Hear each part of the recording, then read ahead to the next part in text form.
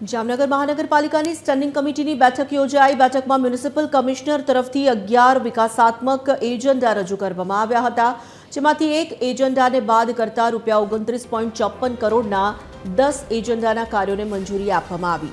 શહેરમાં વધુ એક સ્મશાન બનાવવાનો સૈદ્ધાંતિક સ્વીકાર કરવામાં આવ્યો, જેમાં ચેલા ગામે નવું સ્મશાન બનશે તો સમર્પણ સર્કલથી બેડી બંદર રોડને ગ્રીન રોડ જાહેર કરી નવો અદ્યતન માર્ગ બનાવવામાં આવશે।